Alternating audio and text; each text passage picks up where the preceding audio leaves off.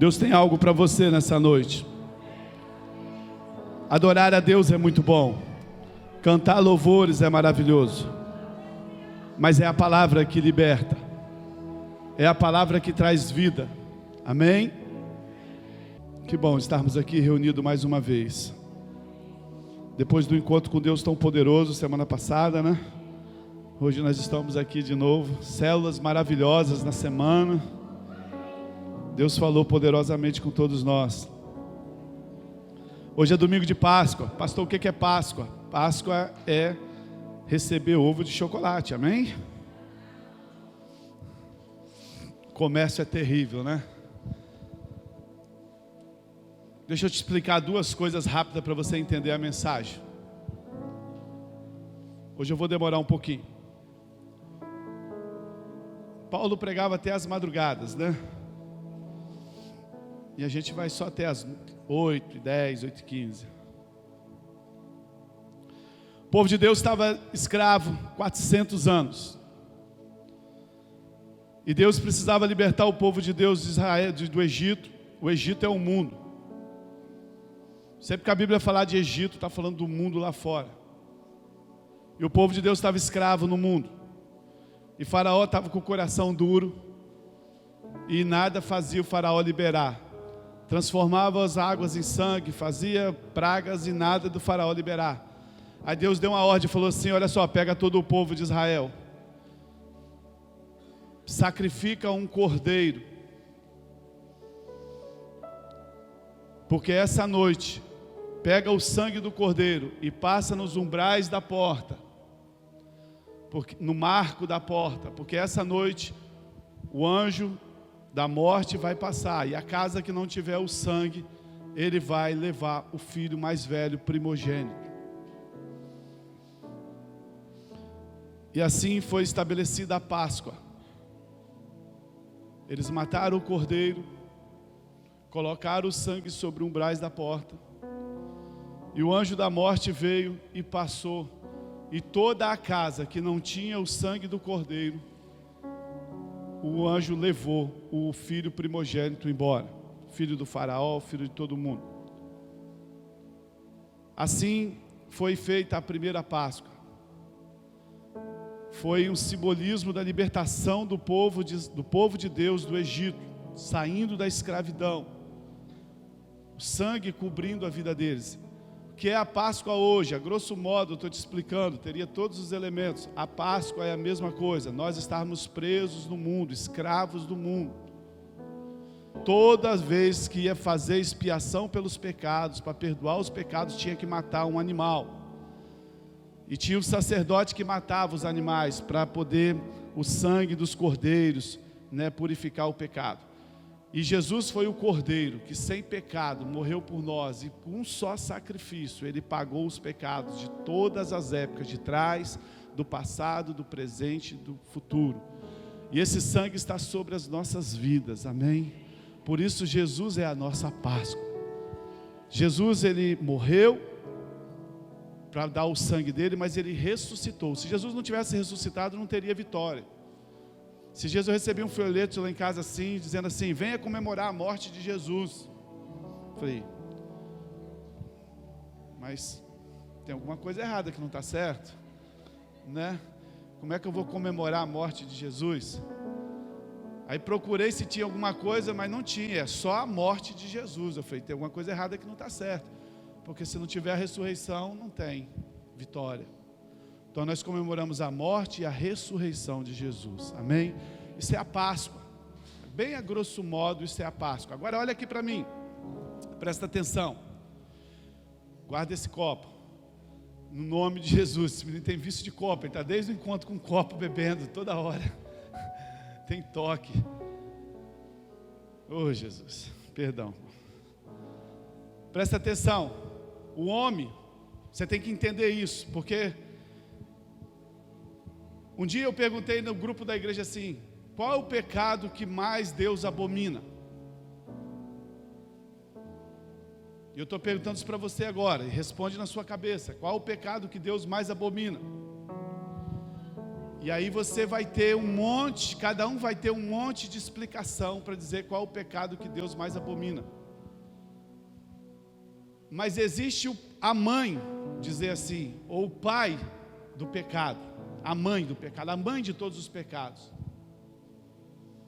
Presta atenção, presta atenção. Eu preciso te explicar isso para você entender a mensagem que eu vou pregar para você hoje. Imagine que você está numa vida muito difícil e alguém vem para você e te ajuda. Você não tem casa, te dá casa. Você não tem comida, te dá comida. Ele te dá roupa, te dá tudo. E daí um tempo, quando você está bem, você bate no peito e acha que você que fez todas as coisas. Imagina como a pessoa se sentiria que te ajudou. É exatamente isso que você precisa entender. A mãe de todos os pecados. Nós estávamos mortos nos nossos pecados. A Bíblia diz que nós estávamos mortos em nossos delitos.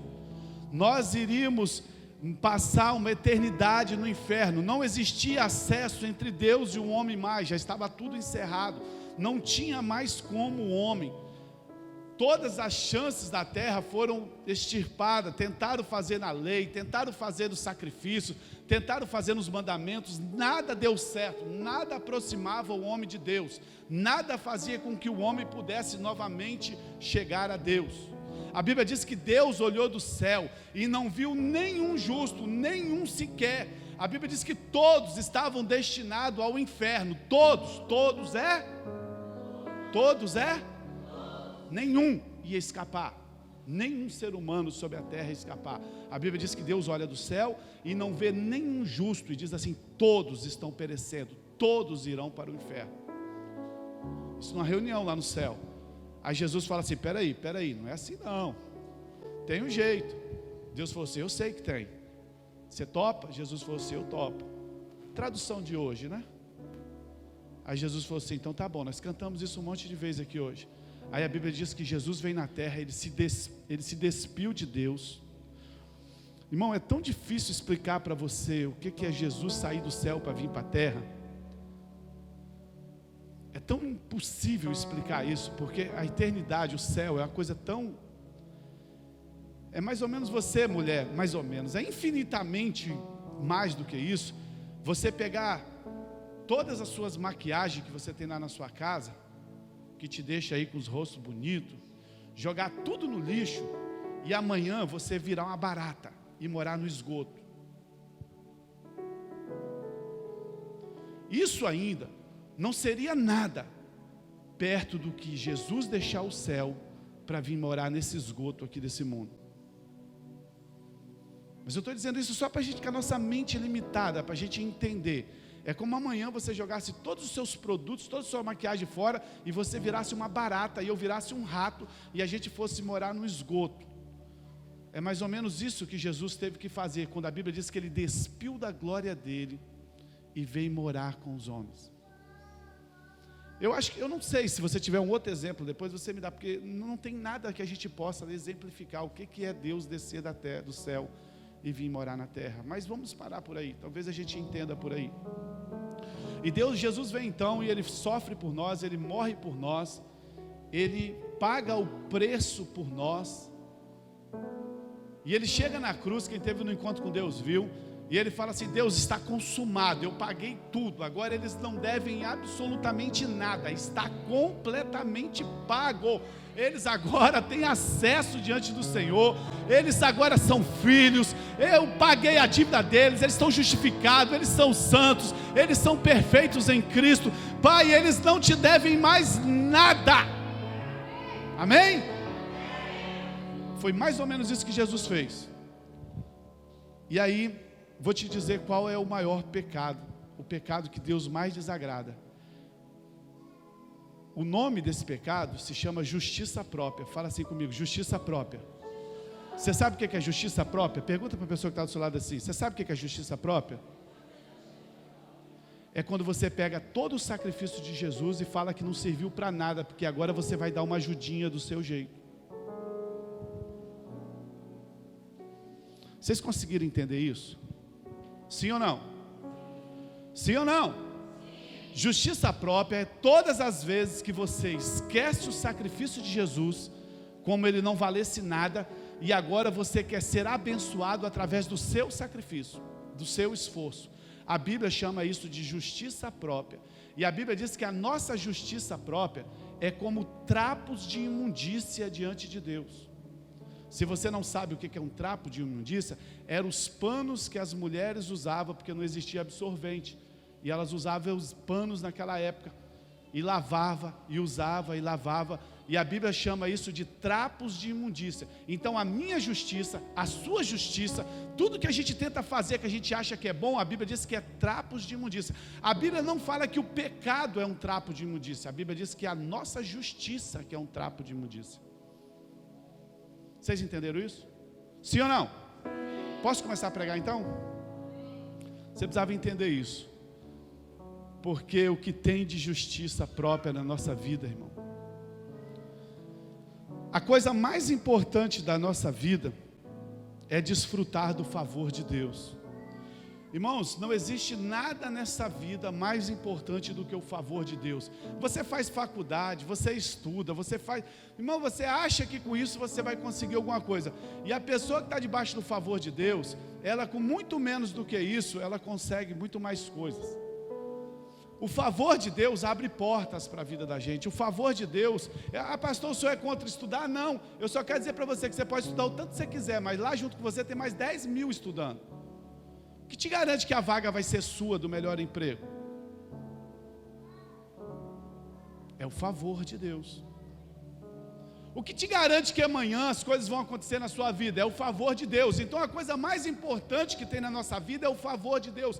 Se você tiver o favor de Deus, um dia na sua vida pode adiantar 10 anos da sua vida. Se você estiver no lugar certo, na hora certa, Deus abençoa. Essa é a vontade de Deus para os filhos dele. Essa é a vontade dele, que os filhos dele vivam debaixo do favor de Deus.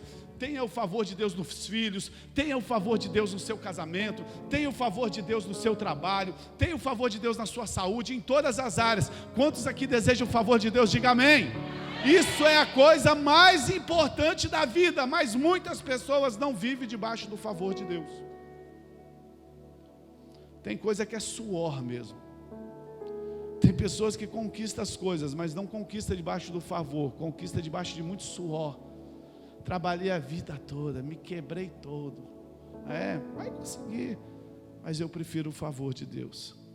Mas a pergunta é o seguinte: o que pode nos levar a perder o favor de Deus? Por que Deus é Pai? E por que alguns têm o favor de Deus, os filhos, e outros não têm? Deus não deveria dar o favor de Deus para todos os filhos dele? Por que alguns têm favor e outros não têm? A Bíblia em Gálatas capítulo 5 explica, e eu quero usar isso nessa noite. Talvez você nunca ouviu uma palavra que vai representar tanto para a sua vida quanto essa noite. Se você prestar atenção, se você entender, isso aqui vai mudar a sua vida. Isso vai mudar a sua forma de viver, de criar seus filhos, da sua vida financeira, sua vida espiritual. Porque se você não tiver o favor de Deus, é como uma terra fértil que não chove. Você vai lá no Nordeste, as terras dos Nordeste são férteis, mas não tem água. Está cheio de crentes férteis que não frutificam, porque não tem o favor de Deus. Estão preocupados, como todo mundo está preocupado.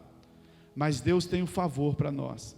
Mas o que faz a gente perder o favor? Gálatas capítulo 5, verso 4 e 5 diz assim: e não vos justifiqueis pela lei, estais separados de Cristo e caístes da graça.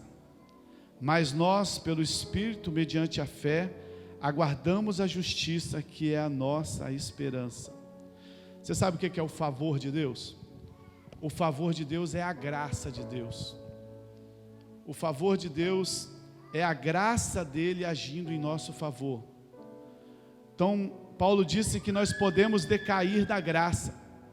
Quando você entrega a sua vida para Jesus, você entra debaixo da graça de Deus. Mas Paulo está dizendo aqui que nós podemos decair da graça. Isso não significa que você vai perder a sua salvação, mas significa que você vai sair do favor de Deus. Quando que nós saímos do favor de Deus? Quando nós andamos na lei. Quando nós andamos na nossa justiça própria. Quando nós andamos com o nosso merecimento. O que é lei? Que o apóstolo Paulo está falando no verso 4 aqui, deixa para mim. Lei é o favor merecido. Antes da graça, antes de Jesus morrer e ressuscitar, nós andávamos todos pela lei. O que é a lei? E vós que se justificais pela lei, estáis separados de Cristo. Vós que têm a justiça própria, estáis separados de Cristo. O que é a lei? A lei é o merecimento. Se você se comporta bem, se você faz algo bom, você é abençoado. Mas se você se comporta mal, você não é abençoado. Assim era a lei. A lei era sempre assim: se você fizer, se você ir, se você trabalhar, se você realizar. Mas quem conseguiu? Ninguém conseguiu. Então, quando você aceita Jesus, você entra debaixo da graça. Mas Paulo está dizendo que quando você começa a sair da graça e começa a olhar o seu comportamento para ser abençoado, você sai da graça e decai para a lei. Então, lei é um favor merecido. Você foi trabalhar e no final do mês você tem que receber seu salário. Isso é merecido, isso é lei. Não tem nada demais nisso. Se nós vivemos assim, nós temos que ser sempre perfeitos. Agora, o que é graça? A Bíblia diz que graça é favor imerecido. O que é favor imerecido? Eu não mereço. Cristo cumpriu por mim. Cristo morreu no meu lugar. Nós recebemos a bênção agora, não por causa da minha obediência. Eu recebo agora por causa da obediência de Cristo. Porque a minha obediência, ela não levou a lugar nenhum. Por isso que Jesus teve que morrer na cruz por nós. Se nós vivermos na lei, nós estamos na justiça própria. E por isso, nós deixamos de desfrutar do favor de Deus. O favor deve ser sempre merecido. O favor é sempre imerecido. Se é favor, é imerecido. Se é merecido, não é favor. Se você merece, você não está no favor. Romanos capítulo 11, verso 6. E o que nós temos hoje de pessoas dentro das igrejas tentando merecer alguma coisa é uma loucura. Romanos capítulo 11, verso 6 diz assim: mas se é pela graça, já não é pelas obras. Do contrário, a graça não seria graça. Uau, podíamos fechar a Bíblia agora e ir embora. O texto está dizendo: se é pela graça, não é pelo seu merecimento. Se é pela graça, você não merece, é imerecido. Do contrário, a graça não seria graça. Graça é favor imerecido. Talvez você está chegando agora na igreja e você ainda não entende muito bem dessa questão de graça. E a gente tem sempre uma historinha para contar e os velhos sempre vão ter que ouvir, né? O que é graça? Vou te dar um exemplo para você entender. A Ludmila, ai meu Deus, Tatiane. A Tatiane queria aprender a dirigir. Mas ela não sabia dirigir. E ela pegou o carro dela para dirigir, um dia no quintal dela, na rua dela, e ela bateu no muro da Adriele. E estragou o muro da Adriele. E a Adriele chegou e olhou e falou assim: nossa, você bateu no meu muro. Se a Adriele falasse para ela assim: Tatiane, você tem que pagar o meu carro, o meu muro. Isso é o quê? Justiça. Não tem nada demais, você tem que pagar. Quebrou o muro dela. Mas se a Adriele virasse para ela e falasse assim: Tatiane, vamos fazer o seguinte, você não precisa pagar meu muro não. Sai com o seu prejuízo do seu carro que amassou, e eu saio com o meu prejuízo do meu muro que quebrou. Isso é graça? Sim ou não? Não, isso é o quê? Misericórdia. Poxa, teve misericórdia de mim, né? Eu tinha que pagar o muro dela. Ela falou assim: não, eu saio com o meu prejuízo, ela sai com o dela. Pô, legal, tá bom. Mas a Adriele, ela é diferente. Ela virou para a Tatiane e falou assim: Tatiane, vamos fazer o seguinte, você não precisa pagar o meu muro. Outra coisa, eu vou consertar o seu carro, eu vou pagar a sua carteira e eu vou te ensinar a dirigir. Isso é? Foi isso que Jesus fez por nós, amado. Nós estávamos mortos dos nossos pecados. Ele falou assim: eu vou morrer por você, eu vou perdoar os seus pecados, eu vou te levar para morar no céu, e ainda vou morar dentro de você, vou colocar o Espírito Santo dentro de você. Isso é graça. A gente merecia isso, sim ou não? Não. Por isso graça é favor imerecido. Vocês estão chegando agora a entender o que é graça? Graça.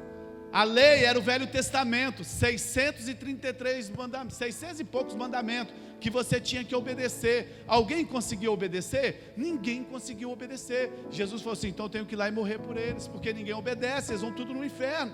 Então graça é favor imerecido, enquanto que a lei presume que a gente tem que merecer. Você já viu aquela pessoa assim: vamos no churrasco lá em casa? Ela fala assim: eu tenho que levar o quê? Não precisa levar nada não. Ah não, então não vou não. E se ela não contribuir, parece que ela não se sente à vontade. Hipócrita. Isso é hipocrisia. Irmãos, tem uma coisa que eu fico feliz é quando você chama no churrasco, eu tenho que levar meio quilo de carne. Tem uma coisa que eu fico mais feliz ainda é quando você me chama no churrasco, eu não tenho que levar nada. Isso é graça. Eu não mereço, mas você quis me dar. Mas a gente foi treinado a merecer.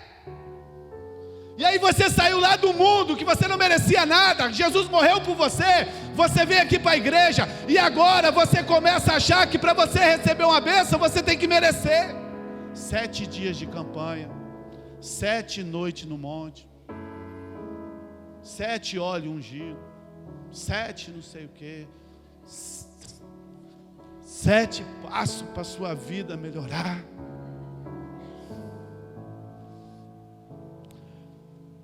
A vida cristã não é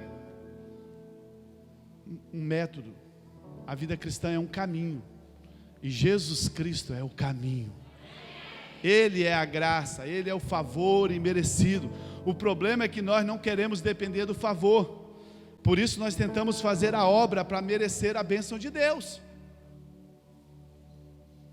Você está fazendo o que, irmão? Jejuando. Para quê? Para Deus me abençoar.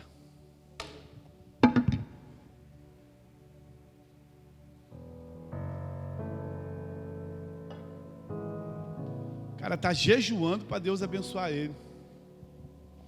Pode um negócio desse? Irmão, Efésios 1:3, não sei, já diz que Deus já te abençoou com todas as bênçãos nas regiões celestes. Deus não tem mais nada para te abençoar, Ele já te abençoou. Bendito seja o Deus e Pai do nosso Senhor Jesus Cristo, que nos abençoou com todas as bênçãos espirituais das regiões celestes. Você não jejua para ser abençoado, você jejua para se parecer com Jesus, você se jejua para se encontrar com Deus.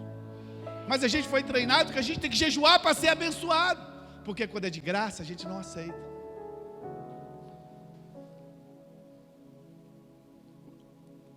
Agora deixa eu te perguntar, o que faz interromper esse favor de Deus? Se é de graça, se não merece, por que a gente não é abençoado o tempo todo?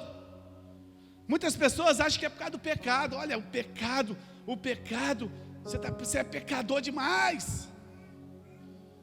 Não é o pecado, é a justiça própria. Romanos 4,14. Romanos 4,14, olha só, o que faz a gente sair do favor de Deus? Pois, se os que vivem pelo merecimento, lei aqui é merecimento, irmão. Pois os que vivem pela lei são herdeiros, esvazia-se a fé e anula a promessa. Se você vive pelo merecimento, você não precisa de fé. Acabou a promessa na sua vida.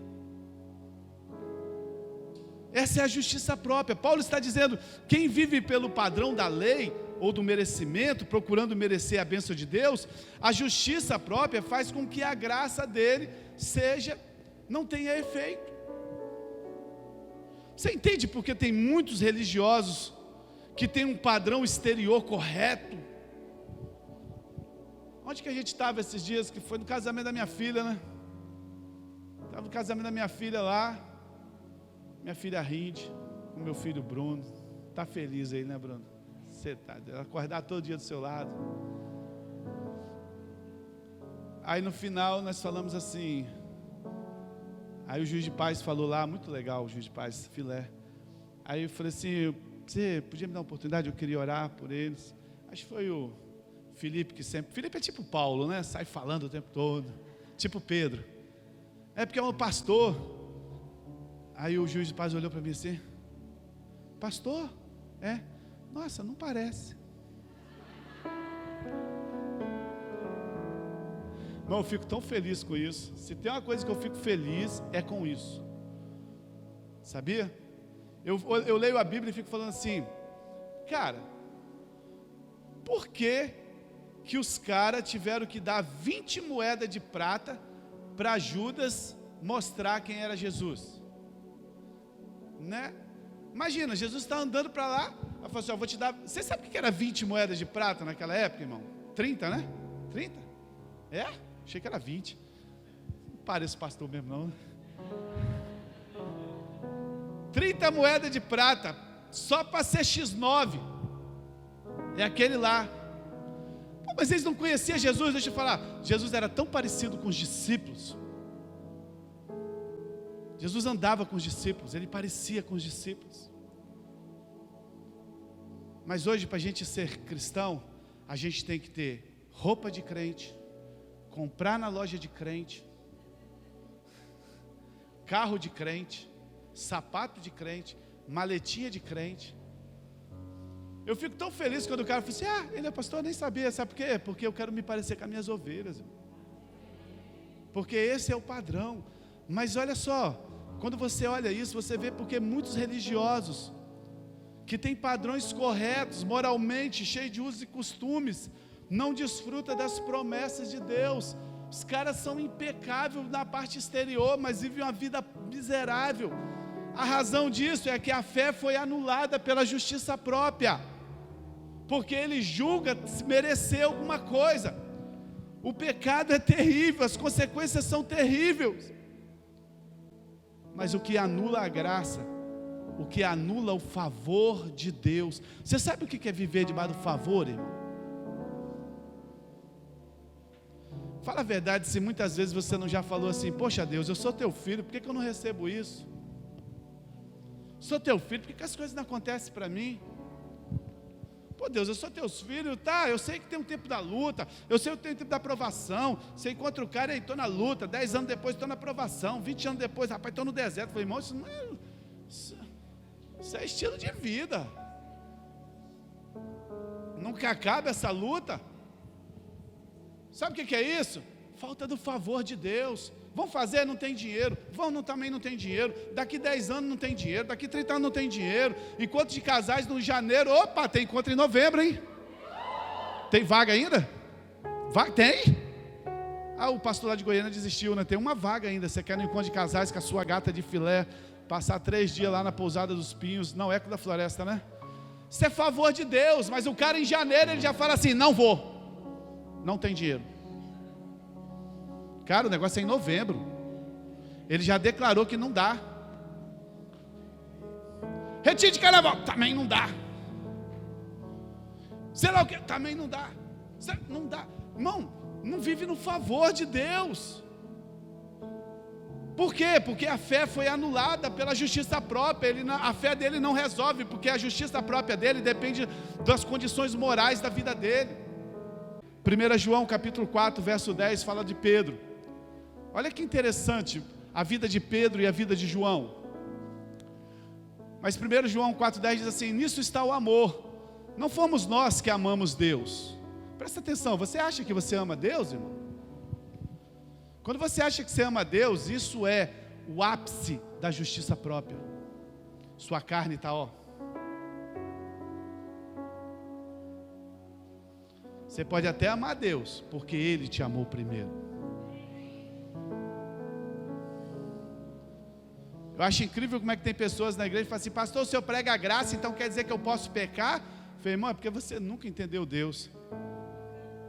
Deus já te amou tanto, irmão, como é que você vai pagar Ele com o contrário? Nisso está o amor. Não fomos nós que amamos a Deus, mas foi Ele que nos amou e enviou o seu Filho como propiciação para morrer pelos nossos pecados. Então, esquece, irmão. Então presta atenção nesse texto aqui. Agora olha só, o ponto central é Deus que nos amou, e não nós que amamos a Deus. Não, eu estou lá na igreja, eu sou tão apaixonado por Deus, eu vim para a igreja porque eu amo Deus. Irmão, o ponto central é que Deus nos amou. O nosso amor é apenas uma resposta por Ele ter nos amado primeiro. Amém? Quantos aqui amam o Senhor? Amém? Você só ama o Senhor porque você entendeu que Ele te amou primeiro. Você pode ter ver, quem não entendeu a cruz de Cristo ainda não ama Jesus. Ele está na igreja por causa dos amigos, ele está na igreja por causa da bisquinha, ele está na igreja por causa do futebol. Primeira confusão que vem, ele vaza. Você só vai amar Jesus quando você entender que você ia para o inferno, passar uma eternidade onde o diabo não morre, onde o bicho não acaba, onde é dor e sofrimento, e Jesus Cristo saiu do céu e veio aqui te salvar. O dia que você entender isso, você vai amar Jesus, que você vai entender o tamanho do amor de Deus por você. Agora, Pedro, ele se gloriava nisso. Agora, João se gloriava de ser o oposto. João se gloriava de ser o apóstolo que era amado pelo Senhor. Olha que diferença. Pedro, presta atenção, Pedro se gloriava em amar o Senhor, e ele chegou ao ponto de dizer que ele daria a vida dele por Cristo. Quando você pega os mandamentos, o mandamento diz assim: amarás o Senhor teu Deus, não é? Alguém conseguiu fazer isso? Ninguém conseguiu. A lei diz para você amar, mas quando você pega a graça diz assim: Jesus nos amou primeiro. A lei manda você amar Deus, mas a graça diz que Ele nos amou primeiro. Então, quando você confia no seu próprio amor pelo Senhor, você está confiando na sua carne. Pedro representa essas pessoas que confiam no amor. Olha o que Pedro falou, João 13, 37 e 38. Olha o que Pedro falou. E Pedro lhe disse: Senhor, por que não posso te seguir agora? Você está pensando o que é? Eu darei a minha vida por ti, confiando no amor dele. Jesus respondeu: darás a tua vida por mim, Pedro? Em verdade te digo, antes que o galo cante, tu me negarás 3 vezes. Pedro e João são 2 estilos de crentes que estão dentro da igreja.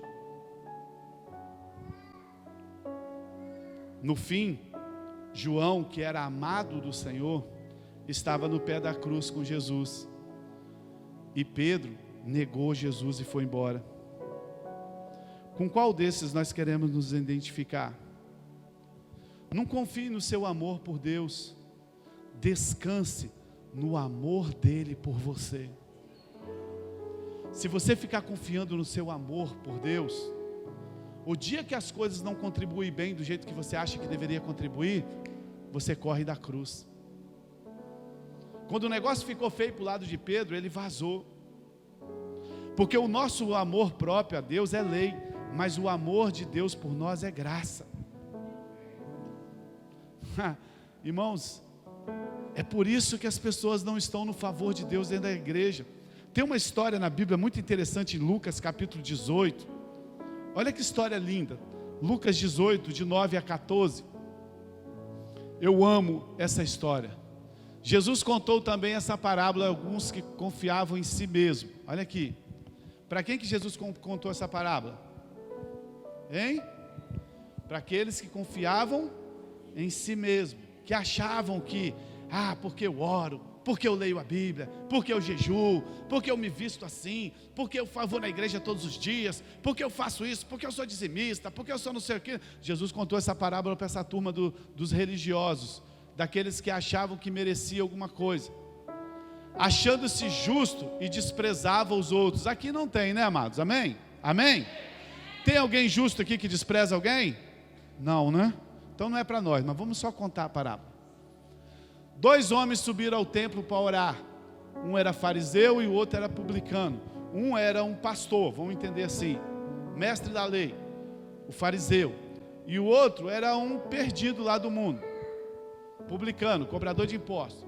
O fariseu de pé orava consigo mesmo. Olha só a oração dele: ó Deus, graças te dou. Vem cá, fariseu. Vem cá, publicano. Eu sou o fariseu. Fica aqui. Eu sou o fariseu, pastor, justiça própria. Ó Deus, graças te dou, porque não sou como os outros homens, ladrões, injustos, adúlteros, nem mesmo como esse publicano. Imagina, cara. Imagina você ir na igreja e o cara orar desse jeito para você, né? E ele ainda era o pastor, o líder, né? Não existe isso aqui no Brasil, né, irmão? Isso é só Jesus. Não sei nem porque que Jesus botou isso na Bíblia, né? Aí continua: jejuo 2 vezes por semana, dou meu dízimo de tudo que eu ganho. E como que a cara do fariseu, do publicano ia ficando? Acabou com o cara, irmão. Eu sou isso, eu sou aquilo, eu não sou como esse cara. Eu dou jejuo 2 vezes por semana, dou meu dízimo. Mas o publicano, em pé de longe, nem mesmo levantando os olhos aos céus, mas se lamentávamos profundamente, dizendo: ó Deus, tem misericórdia de mim, que sou um pecador. Coloca o verso 14. Digo-vos que esse desceu justificado para casa, e não o outro. Pois todo o que se exaltar será humilhado, mas o que se humilhar será exaltado. O que nos separa da graça, do favor imerecido, irmão? Certamente não é o pecado. Ah, você está vivendo essa vida miserável por causa do pecado. Não. Isso aí é a religião que ensinou. O publicano foi embora justificado. O que jejuava 2 dias, o que dava dízimo, foi embora sem receber nada, porque ele contava com a justiça própria dele. O Senhor não se intimida com o nosso pecado, irmão. Tem pessoas que assim: eu pequei, Deus afastou. Deus não se intimida com o nosso pecado. Fala isso para a pessoa que está do seu lado: o Senhor não se intimida com o nosso pecado. Você sabe quem foi as pessoas que receberam os milagres de Jesus? Você sabe quem foi as pessoas que receberam os milagres de Jesus? Foram as pessoas mais pecadoras da época. Os pecados delas não foram empecilhos para Jesus os abençoar. Às vezes você olha para a vida da pessoa assim: não. As pessoas que mais foram abençoadas na época de Jesus foram as maiores pecadoras. Elas não eram fiéis. Não, você tem que ser fiel. Eu não estou fazendo apologia aqui, nada. Calma que a mensagem vai acabar. Faz assim para a pessoa, calma. Pessoas que tinham problemas sérios, pessoas que estavam em adultério para ser apedrejada. Presta atenção, isso é problema sério ou não é? Pessoas que estavam com situações difíceis, pessoas com desejo de vingança, pessoas com cobiça. Mas nada disso impediu Jesus de abençoar elas. Jesus nunca chegou para elas e disse assim, exortando elas: antes de você receber esse milagre, você tem que conhecer a Deus. Você está doente por causa do seu pecado. Agora, por outro lado, os fariseus, como esse que orou aqui, que batia no peito, que diziam que jejuava 2 vezes por semana, que diziam que era isso, que confiava na justiça própria deles, que achavam que eles eram merecedores da bênção, eu te desafio, você lê a Bíblia, se tem um milagre na Bíblia para eles. Nenhum deles receberam milagres. O pecado não intimida a Deus. O que afasta o homem de Deus é a nossa justiça própria. É quando nós achamos que nós merecemos alguma coisa. Quando você acha que você merece alguma coisa, você está fora do favor de Deus. todos pecados, todos pecadores, Jesus recebeu com alegria, e Jesus liberou milagres sobre a vida deles, quando eles tocaram no Senhor. Aquela mulher do fluxo de sangue, ela não podia nem estar ali, a lei dizia que ela não podia estar ali, e ela vem na multidão, e ela toca na franja do vestido de Jesus, da orla de Jesus, sabe, ela nem merecia estar ali.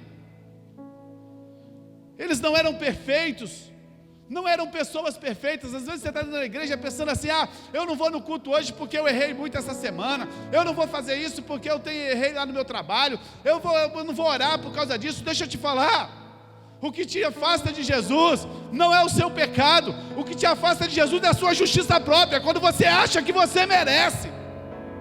Porque quando você acha que você merece, você está falando para Jesus que o sacrifício dele na cruz não valeu nada, que agora você é abençoado porque você merece. Mas quando você bate no peito como aquele publicano, diz assim: Senhor, realmente não consigo nem levantar minha cabeça. E a Bíblia diz que os humilhados serão exaltados. Paulo diz que o que nos separa do favor de Deus e que nos faz decair da graça é a nossa justiça própria. Sempre que você quiser ser aceito por Deus, por causa da sua performance, por causa da sua obediência, por causa dos mandamentos que você cumpriu, você decai do favor de Deus, você decai da graça de Deus. Deixa eu te dar um outro exemplo de graça para você entender o que eu estou falando nessa noite. Talvez o exemplo do muro ali não foi suficiente para você. Deus, quando fez o jardim do Éden, presta atenção nisso que eu vou te falar aqui. Deus, quando fez o jardim do Éden, Ele colocou tudo no jardim do Éden. Todo o favor de Deus estava no jardim do Éden. E os homens não precisavam fazer absolutamente nada. Adão e Eva não precisavam fazer absolutamente nada, só curtir aquilo ali. Deus apenas falou assim: olha, não toque no merecimento, não toque na árvore da justiça própria, do conhecimento, do bem e do mal, do merecimento. Não toque, se você tocar você vai morrer. A Bíblia diz que eles tocaram naquilo ali, e Deus então colocou eles para fora do jardim. Presta atenção no que eu estou querendo te dizer aqui nessa noite. Nós temos duas opções na nossa vida. Nós temos a opção de viver no jardim de Deus, onde tem todas as coisas para a nossa vida. Presta atenção nisso que eu estou te falando aqui nessa noite. Isso se chama graça de Deus. Isso se chama favor imerecido. A gente não merece, mas Deus plantou um jardim para nós. Esse jardim foi plantado lá na cruz do Calvário. Você e eu podemos decidir viver dentro desse jardim. Nós não merecemos nada. Nós somos como aquele publicano que subiu para orar, de cabeça baixa, e falou: Senhor, eu não mereço nada. Você pode viver dentro desse jardim e ter a provisão de Deus, e Deus ser o Senhor da sua vida. Ou você pode escolher plantar o seu jardim e viver no seu merecimento. Tem muitas pessoas que não vivem dentro do jardim de Deus. Elas escolheram plantar o jardim dela, mas elas são abençoadas. Quando Deus tirou o Adão e Eva do jardim, falou assim: agora vocês não querem viver no meu jardim, então vocês vão plantar o seu. E o seu jardim vai ser pelo suor do seu rosto. Você pode viver no jardim de Deus, no favor de Deus, e comer do jardim de Deus, ter uma família abençoada. Eu não mereço, mas Deus me dá. Ter um salário abençoado, eu não mereço, mas Deus me dá. Ter uma igreja abençoada, eu não mereço, mas Deus me dá. Ter filhos abençoados, poxa, eu nem fui um bom filho, mas Deus me deu bons filhos, porque eu estou debaixo do favor de Deus. Você pode estar debaixo do favor de Deus, você pode escolher plantar o seu jardim, só que o seu jardim, ele é feito com o seu suor. No final da vida, você tem algumas coisas, mas está com família destruída, está com um casamento destruído. Eu tenho um carro bom, mas a família está destruída. Eu tenho uma casa boa, mas a família está destruída. Eu viajo para onde eu quero, mas os filhos nem sabem que você existe. Então você precisa saber qual jardim você quer viver. Se você quer viver no jardim da graça ou se você quer viver no jardim do merecimento. E é só você que pode responder isso para você. E eu vou encerrar nessa noite com a história do cara mais religioso da Bíblia. O irmão do filho pródigo. E eu vou ter que contar, porque a gente tem novos convertidos, né? Essa é a parábola mais conhecida da Bíblia, que um homem tinha 2 filhos, e o filho mais novo falou assim: eu quero minha herança. Antes do pai morrer, pediu a herança. Vou entrar nesses detalhes, só para a gente saber, a grosso modo, como é a parábola. E a Bíblia diz que o pai deu a herança para os filhos.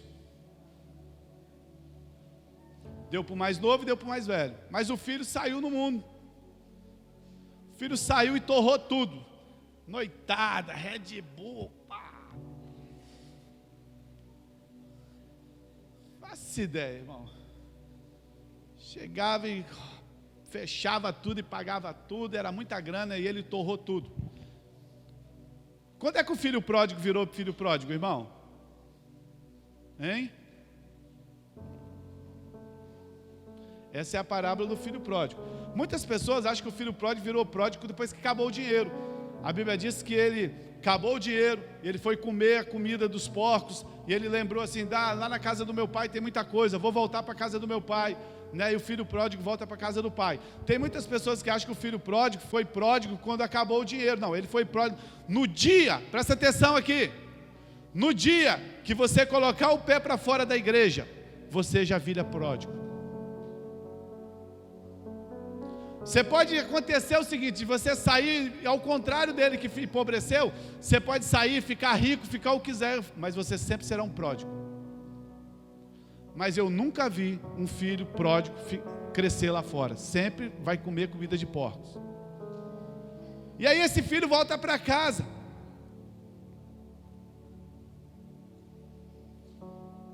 Escute isso que eu vou te falar nessa noite. Qual é o favor, qual é a bênção de você entender que você não merece nada? Quando você entende que você não merece nada, você não cobra de ninguém nada. Você já viu aquelas pessoas que ficam sempre cobrando os outros? Perfeição, sei lá o quê, você não sei o quê, casal, né? Eu sou terrível, eu sempre cobro da minha mulher, tadinha, ela nunca me cobra. Mas eu sempre dou meus erros, meus vacilos. Sabe quando você fica cobrando muitas coisas dos outros? É porque você ainda não entendeu que você não merece nada. Porque o dia que você entender que você não merece nada, você não vai cobrar dos outros.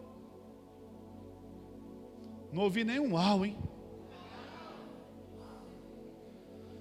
Quando você entender que você foi perdoado, que você não merecia absolutamente nada, e você foi perdoado, você agora não vai cobrar ninguém também nada. E quando você entender isso, não há lugar para amargura. A história diz que o filho mais novo voltou para casa. Quando ele voltou para casa, o pai abraçou ele, falou: meu filho, você estava perdido, volta. Botou o anel, botou sandália, pegou o bezerro, fez um churrasco. Meu filho que estava perdido voltou. E a Bíblia diz que o filho mais velho, que não saiu de casa, ele ficou olhando aquilo. Quando ele chegou, ele falou: por que está acontecendo? É o seu irmão que voltou e seu pai fez uma festa. Ele: o quê? Meu pai recebeu aquele desgramado? A Bíblia diz que o filho mais velho era cheio de amargura. Você conhece alguém com amargura? Ele era cheio de amargura. Sabe o que é amargura? Amargura é justiça própria. Ele se enxergava a si mesmo como merecedor da bênção. Tanto que ele vira para o pai dele e fala assim: pai, eu nunca te desobedeci. Olha aqui para mim, irmãos, olha para mim. Eu nunca te desobedeci. Eu nunca quebrei um mandamento do Senhor. O que ele está falando? Que ele merecia, cheio de justiça própria. Eu nunca fiz nada de errado. Eu não tinha pecado contra o Senhor, nem contra o céu. A Bíblia diz que ele se achava digno. Lucas capítulo 15, verso 25 a 30, você vai ver isso. Ele se achava digno da bênção, ele estava cheio de justiça própria. Ele tentou ganhar o amor do Pai, sem saber que ele já era amado. E ele não entendeu isso, e a Bíblia diz que ele caiu na amargura. Na verdade, sabe o que aconteceu? Ele achou o pai dele injusto. Quantos crentes você conhece que acha Deus injusto? Pô, eu faço tudo, Deus. Sou do louvor da igreja. Eu oro, eu jejuo, mas a bênção só chega para aquele irmão. Olha lá o irmão todo bagunçado. Mas olha a família dele. Olha lá, Deus. Tem tudo. Eu estou aqui, trabalho na igreja, limpo o banheiro, recebo as pessoas na porta, faço o cafezinho, cuido das crianças, estou nas reuniões com o pastor e não acontece nada comigo. Olha, irmãozinho nem vai no culto.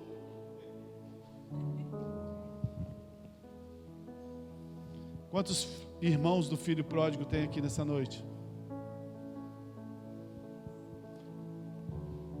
Acham Deus injusto. Esse tipo de gente acha que Deus tem uma dívida com ele. Esse tipo de gente, eles estão na igreja tentando ganhar o cabrito, tentando ganhar o churrasquinho do Pai, tentando ganhar o amor do Pai com as obras, mas eles não entendem que o Pai o ama. Essa é a maneira como nasce a justiça própria, quando tentamos conquistar o amor e o elogio do Pai. Toda pessoa cheia de justiça própria se enche de amargura. Ele fala assim: eu tenho feito tantas coisas na igreja, eu tenho feito isso, eu tenho feito aquilo, eu nem caso, e agora, ó, o Edu já vai casar de novo com a Cris, o Rael já vai casar, o Lincoln vai casar, a Natiele vai casar. Natiele não, como é que é o nome dela, gente? Catiara vai casar, a Diana vai casar, a Dayana vai casar, e eu estou aqui orando e jejuando e não caso, Senhor.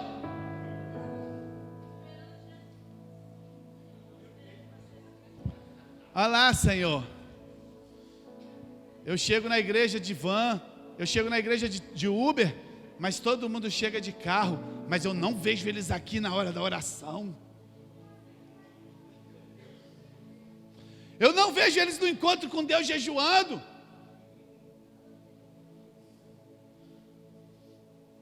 Cheio de amargura com Deus, porque está cheio de justiça própria. Justiça própria é o resultado do nosso desejo de conquistar o amor e a aprovação de Deus. Se esforçamos fazendo boas obras e queremos achar que Deus fique feliz com a gente assim, aí nós não conseguimos, nós nos enchemos de justiça própria e de merecimento. E o problema disso, sabe o que é? A gente perde o favor de Deus, quando a gente passa a confiar em nós, e o resultado disso é que nós ficamos igual o filho mais velho, cheio de ressentimentos, cheio de coisas dentro de nós. Por isso há tantos ressentidos no meio da igreja. O marido se esforça para agradar a sua esposa, e ela não reconhece, e ele fica cheio de justiça própria. Ou o contrário, você faz boas obras para conquistar o amor de Deus. Sabe por que você faz isso? Porque você ainda não descobriu que você já é amado. Você não precisa fazer nada para conquistar o amor de Deus, você já é amado. A resposta disso é se colocar debaixo da lei ou debaixo da graça. Você precisa decidir nessa noite qual jardim você quer viver na sua vida. Você precisa sair daqui nessa noite decidindo qual jardim você quer viver na sua vida. Se você quer viver o jardim que Deus plantou para você, da graça, do favor imerecido. Vou te dar outro exemplo de graça para você entender nessa noite. Esse aqui vai pirar a sua cabeça. Henrique trabalha para mim. Quem dera, né? Deus me dá condições de pagar o salário que esse menino ganha. Henrique trabalha para mim. Só que esse mês ele não foi nem um dia lá na empresa. No dia 30, ele chega lá e bate na mesa. Ei, patrão, tudo bom? Tudo bem? Fala, meu filho, o que você quer? Vim receber meu salário. Quê?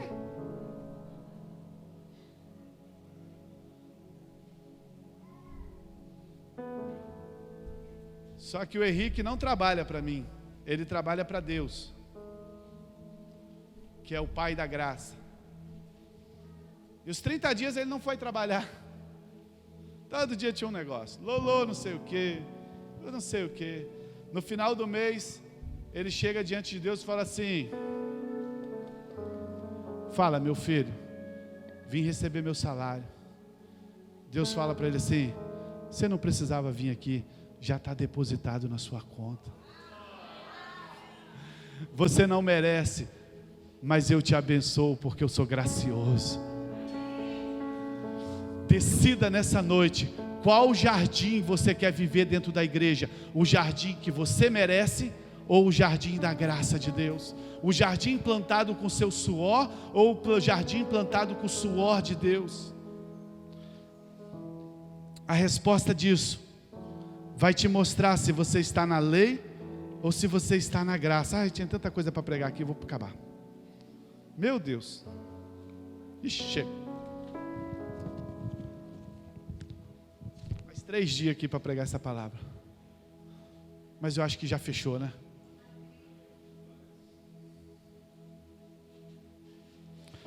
Toda vez que você quiser merecer, toda vez, presta atenção no que eu vou falar aqui. Toda vez que você, alguma vez você já pensou assim, eu sou pastor, eu ligo para os irmãos, e eu falo assim: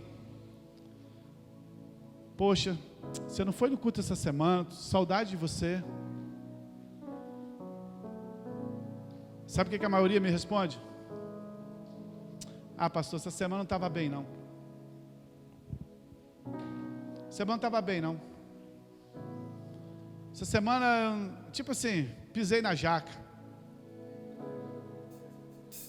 Em outras palavras, não orei, não jejuei, não li Bíblia, briguei com a minha mulher, briguei com meu marido, discuti lá no trabalho.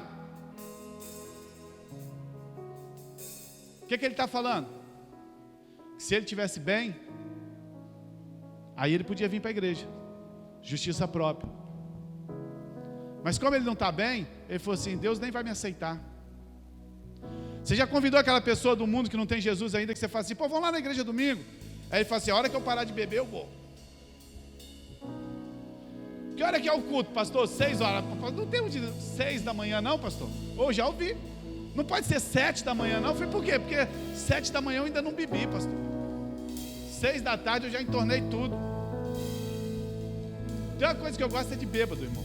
Eu amo bêbado. Bêbado é massa, irmão. Sabe qual é a primeira coisa que acontece com o bêbado? Ele fica corajoso. Vamos ficar de pé para a gente encerrar com isso agora? Veio na minha cabeça agora. Olha aqui para mim. Todo bêbado é corajoso. Ele não abre nem a boca. Mas vai devagar aí para mim contar minha história aqui, peraí. Ele não abre nem a boca na vida normal. Mas quando ele bebe, ele... Quem é? É ou não é? Todo bêbado é corajoso. Todo bêbado é alegre. Ele ri à toa. Enche a paciência da gente. Ele é alegre, ele é corajoso. Quando ele bebe muito, você já viu que o rosto dele chega a ficar vermelho assim? A pele chega e estica. Todo bêbado é alegre, é corajoso, é contador de história. Mas deixa eu te falar uma coisa para você. Presta atenção. Essa é a alegria passageira da bebida. Só que Paulo diz assim: e não vos embriagueis com vinho onde há contenda, mas sejam cheios do Espírito, se embriaguem do Espírito de Deus, porque o dia que você estiver cheio do Espírito de Deus, você vai ser alegre, você vai ser corajoso, e você vai ver que você não merece nada, que é Cristo que fez todas as coisas para você. Feche os seus olhos nessa noite. Deus quer uma resposta sua nessa noite. Olha aqui para mim. Fecha o olho não, olha para mim aqui agora. É porque vem as coisas na cabeça para te ajudar. Uma borboleta, ela pode pousar no lixão. A borboleta não foi feita para pousar no lixo. A borboleta foi feita para pousar nas flores. Mas ela pode errar o dia e pousar no lixão. Mas ela nunca mais vai voltar a ser uma largata, mesmo que ela pouse no lixão. Você pode errar.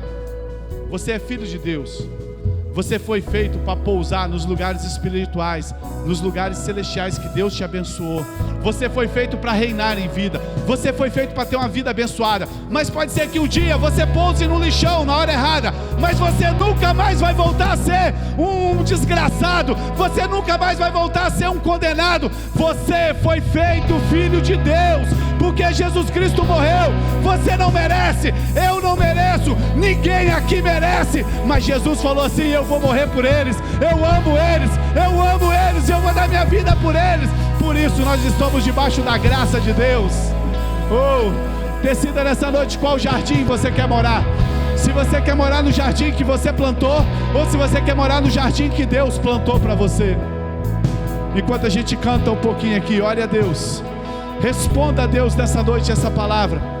Tire todo o ressentimento da sua vida, tira toda a amargura da sua vida. Amargura, ressentimento, falta de perdão é justiça própria. É porque erraram comigo, é porque fizeram comigo, é porque todo mundo é pecador, eu sou menos um pouco. Não, você é igual a todo mundo. Enquanto você viver cheio de ressentimento, enquanto você viver cheio de amargura, é porque você está vivendo na justiça própria. Quando você descobrir que você não merece nada, você vai perdoar as pessoas, você vai amar as pessoas, e você vai viver debaixo do favor de Deus. Aleluia. Decida nessa noite. Antes de eu falar, tu cantava sobre mim.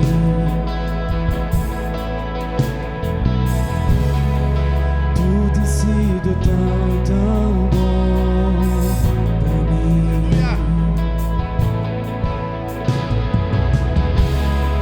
Antes de eu respirar, sopraste tua vida em mim. Ele tem sido, tu tem sido tão, tão bom.